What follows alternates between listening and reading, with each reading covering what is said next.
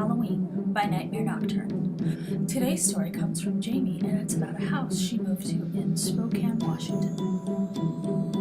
My husband and I were relocating from Olympia, Washington to Spokane, Washington for his work back in 2009. We happened to come across a new-built home for rent in an unincorporated area known as Tum Tum, about 20 miles west of Spokane. It sat perched on a hill and had an amazing view of Long Lake. The day the house was completed was the very day we moved in. The move was such a blur, but we looked forward to settling in and calling it home for the next few years. My husband ended up having to go out of town, only 2 days later for work. Not uncommon, as he usually traveled for work most weekdays. So, I started the long process of unpacking and making it feel like home, along with looking after our young son.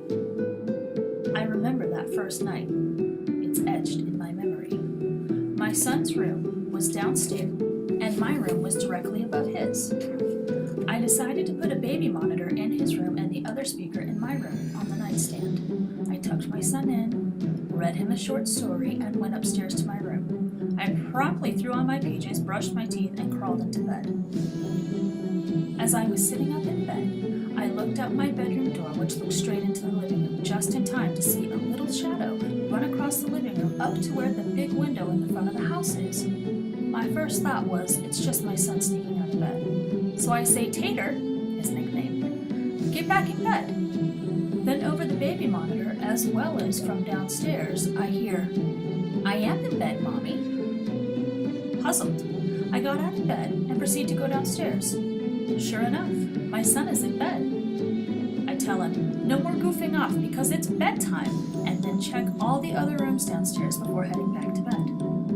I settle in once again when I hear what sounds like every door downstairs closing and opening over and over. I hear my son in a panicked voice over the monitor ask if he can sleep in my room. I yell, "Yes, come upstairs," and run to meet him. I send him onto my room and slowly go downstairs, turning on every light as I go. I look at all the doors, but they seem to all be the way I remember them. Open. I quickly turn the lights off again and head to my room. Once there, I close the door to my bedroom and lock it. I got in bed and grabbed my cell phone. I turn on the TV and put on cartoons for my son, and soon he's fast asleep. I'm on high alert. After a while, I hear what sounds like heavy boots walking across the laminate wood flooring, down the hall, by the living room, across the kitchen and dining room, and stop at my bedroom door.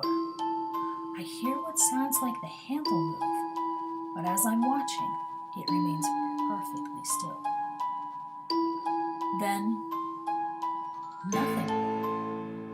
It all just stopped. I sat awake all that night until morning. Nothing was out of place, and all the doors and windows were locked. My husband and I would see a young boy every now and then in the 6 years we lived there. He always seems curious.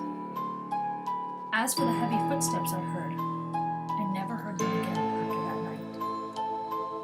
The only thing my husband and I could think was maybe the young boy was attached to the land itself, as the house was brand new and we were the first to occupy it. I know the highway that runs along there is known for bad car accidents, and perhaps this is where the activity comes from. It's been 4 years since we moved away, but every now and then, I still wonder if the young boy is still there.